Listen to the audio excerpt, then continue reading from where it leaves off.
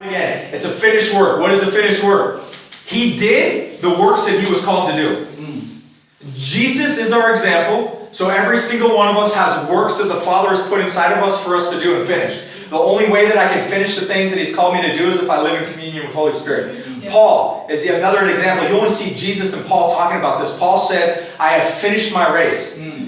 He had run the course. He knew that his time was drawing near, that he was going to be taken away. Right? The only way for us to truly understand that is when I live in relationship. Jesus, all throughout the Gospels, this is so amazing. He is always getting away from the crowds, getting away from the disciples to go and be with the Father. He is showing us the way. The only way for us to truly be living in what the Spirit of God is doing is when we get away. When we go and we close the door, we shut off all the distractions in life, and we sit with God. Psalm 46:10 says, be still and know that I am God. That stillness is an inner stillness that I have to learn. It's a discipline. I have to learn how to sit down. I have to learn how to close everything off around me and sit down and come to him knowing that he is God. I don't come to him to ask him for anything. I come to sit and I allow him to reveal himself to me so that as he begins to show me things, he shows me his heart. He begins to show me what he made me for. He begins to show me destiny. He begins to show me purpose.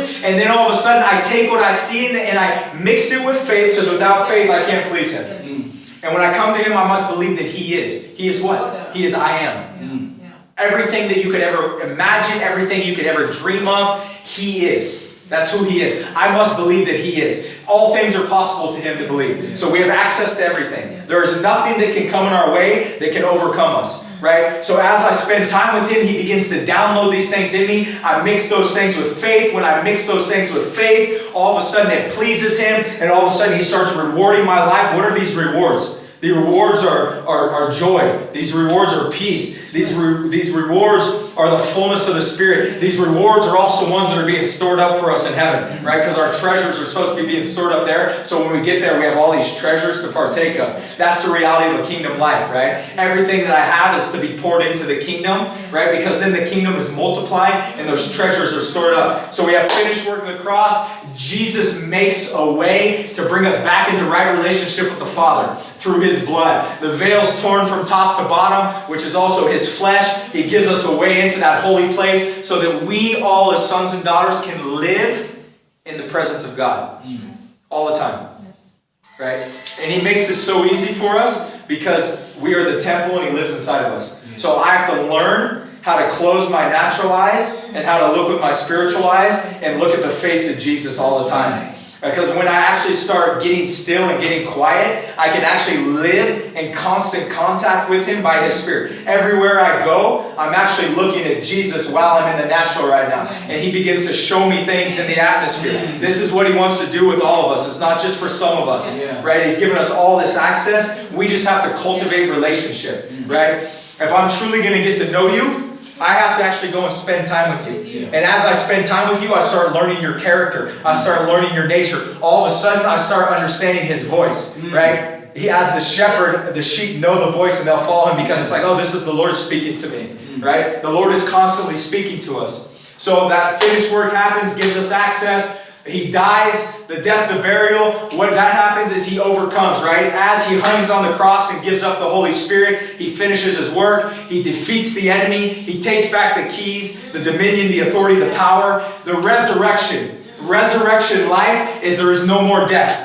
Death is swallowed up by his life. Okay? So we have the guarantee of resurrection life even right now because Christ's resurrected life is inside of me. So I get to live in the resurrection power all the time. It's burning inside of me all the time. This is all stuff we need to know. Not just know, but we have to actually walk this stuff out so we can see the evidence of the kingdom. Because this is all kingdom stuff right here. Right? We have to live in the reality of sonship. If I don't understand my sonship and my identity as a son, then I'm going to continue to live over here in these places of lack when I've already been called to live in this place as a king. As a king and priest, right? Because Jesus is the king, so I'm supposed to live as he is. Right? So resurrection life overcomes all things. He gives me power and authority. Now the ascension. Very important that you know about the ascension because he rises and he's seated in heavenly places. Okay? So all of a sudden, if you understand what goes on with Jacob, when Jacob lays his head on the stone and he has that dream and he sees the angels ascending and descending on the ladder, that ladder is Christ. He was seeing ahead of time that there was going to be this access from earth to heaven that we can have all the time, where there's ascension and descension.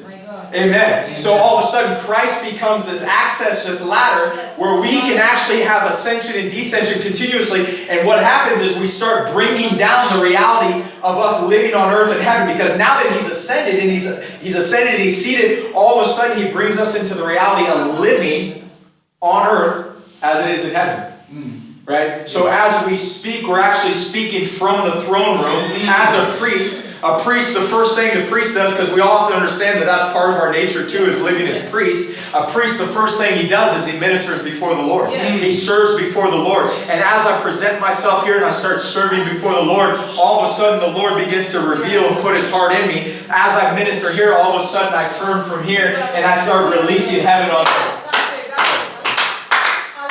So that's a whole